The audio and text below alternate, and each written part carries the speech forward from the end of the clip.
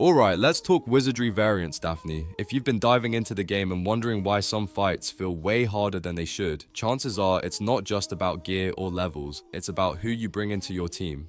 In this video, we're breaking down the characters of Wizardry Variants Daphne and looking at which ones really pull their weight and which ones might be holding you back. Think of this as a chill but honest tier list based on performance, abilities, and how useful each character actually feels in real gameplay. Whether you're trying to speed through the story without pulling your hair out, or you're aiming to build a strong, optimized team for tougher content, this tier list is here to help. I'll walk you through which characters shine in most situations, which ones are more niche, and who's worth investing your time and resources into. So grab your party, get comfortable, and let's figure out who truly deserves a spot in your Wizardry Variants Daphne lineup. I'm quickly moving on to the video, and I'm ranking characters in Wizardry Variants Daphne. Before we start, if you enjoy these types of list videos, don't forget to like the video and subscribe. Enjoy watching.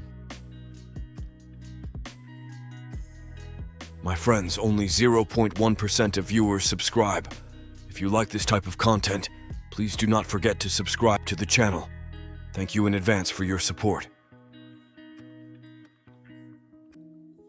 The characters in this tier are, in order from top left to bottom right, Eckhart, Asher, Dino, Alex, and Elf Mage. Right about now is that awkward moment where we stop pretending every character is secretly amazing and actually talk about the D tier crew.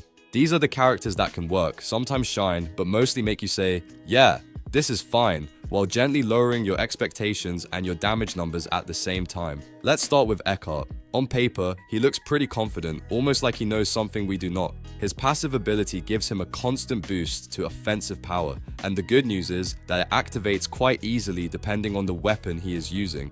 So yes, he does enjoy that bonus almost all the time, and that consistency is honestly his biggest strength.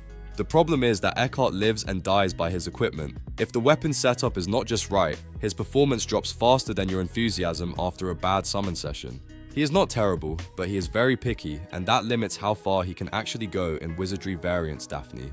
Then we have Dino, a character with a serious identity crisis. When you play him as a mage, he can actually be pretty decent, especially if you inherit the right skills. In that role, he becomes surprisingly good at countering magic spells, which gives him a nice niche against spell-heavy enemies. Switch him over to the Thief class though and yeah, let's just say things go downhill quickly. His effectiveness drops hard, and he starts feeling like he wandered into the wrong job interview and decided to stay anyway. Dino is not unusable, but he really needs to be in the right class and properly built, otherwise he fully earns his place in D tier with zero complaints from the meta. The characters in this tier are, in order from top left to bottom right, Flute, Barbara, Gandolfo, Valdor, Benjamin, Elise, Jean, Milana, Jarmil, and Flutes. There is a very specific kind of character that makes you nod slowly and say, okay, I see the value here. And that is exactly the energy the C tier brings to the table. These units are not flashy, not broken, but they absolutely do their job when you build around them and stop asking them to be something they are not. Let's talk about Flut first, because Flu is basically a walking fire extinguisher. She buffs the fire resistance of all allies, which already gives her a clear role. And on top of that, she comes with high wisdom and mana points, making her a very solid mage class choice. The catch is that she only really shines when paired with water type units. Outside of that specific setup, she feels a bit like she showed up fully prepared to the wrong party. Next up is Barbara, and honestly, she is all about efficiency. As a knight, her biggest strength is reducing skill point consumption, so her abilities stay under 6 skill points.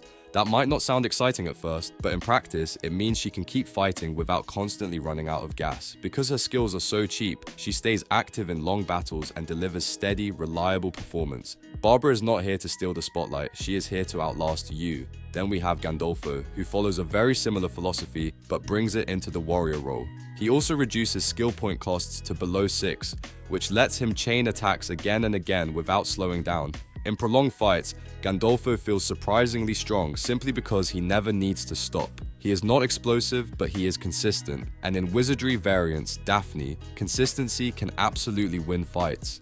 Valdor steps in as the calm, unbothered healer who refuses to be bullied by magic users. He excels in magical defense and comes packed with passives that increase his resistance to magic attacks. This makes him extremely valuable in magic-heavy environments where other healers might struggle to survive.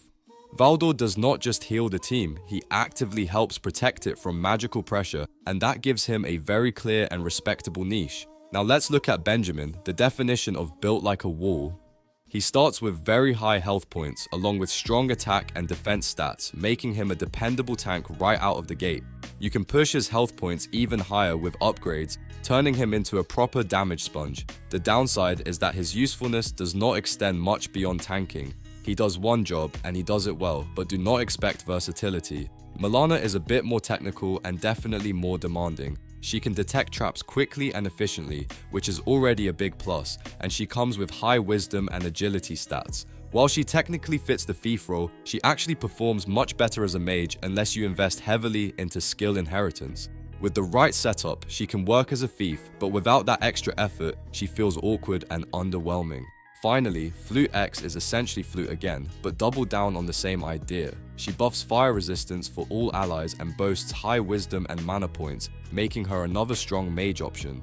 Just like Flut though, she only truly works when paired with water type units. If you give her the right team, she performs nicely. If not, she quietly reminds you that synergy matters more than raw stats in Wizardry Variants Daphne. The characters in this tier are, in order from top left to bottom right, Gerard, Redbeard, Gerulf, and Marianne. This is the tier where characters stop feeling like temporary solutions and start feeling like actual team members you can rely on, even if they are not completely broken. B tier is all about solid performance, good value, and characters that quietly carry fights while the flashier ones take the credit. Gerard is your classic frontline bruiser who just refuses to go down. He has high endurance, respectable firepower, and leans heavily into an evasion-based tank style, meaning he can both take hits and dodge them altogether. In practice, this makes him useful in a wide range of situations, especially when you need someone to hold the line without constantly demanding attention. The downside is that Gerard does not really bring anything unique to the table. He is good, reliable, and effective, but he does not have that one standout gimmick that makes you build an entire team around him. Then there is Redbeard, and honestly, this is where things get interesting. As a dark and neutral aligned Dwarven cleric, he benefits massively from Dwarven base stats, which are just absurdly high across the board. That alone makes him tough and dependable. But what really sets him apart is that he is currently the only offensive support in the game. He can contribute meaningful damage while also supporting the team, which is a rare and incredibly valuable combination. This makes Redbeard feel less like a role player and more like a cornerstone character you can build almost any team around. Rounding things out, we have Gerulf and Marianne, who both shine in longer fights. Gerulf is a pure attacker with high damage output and a strong critical hit rate, backed up by fire-based attacks that melt certain enemy types. He is straightforward, hits hard, and does not overcomplicate things. Marianne, on the other hand, is all about efficiency. As a monk, she reduces mana point costs for her healing skills as long as they stay at 6 mana points or lower, allowing her to heal frequently without draining resources. In extended battles, that efficiency adds up fast, making her an excellent choice when endurance matters more than burst power.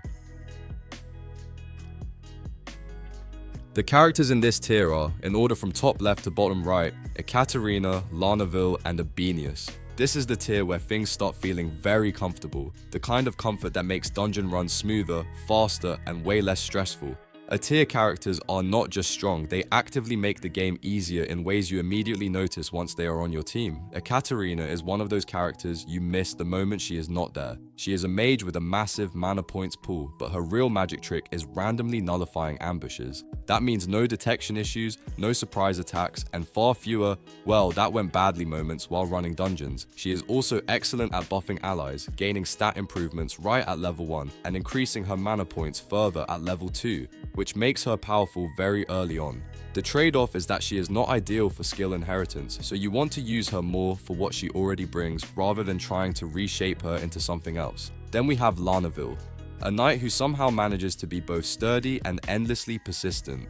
With high defense and the ability to heal allies' health points slightly after every victory, she turns long dungeon runs into endurance marathons that your team actually wins. The regular version of Larnaville recovers faster after each victory, letting her keep pushing forward when other units would need a break. On top of that, she has strong resistance to negative status effects like Charm and Confusion, which is huge in control-heavy fights. The only real drawback is that if she inherits skills, the stats from those skills are halved, so she clearly prefers to shine with her base kit.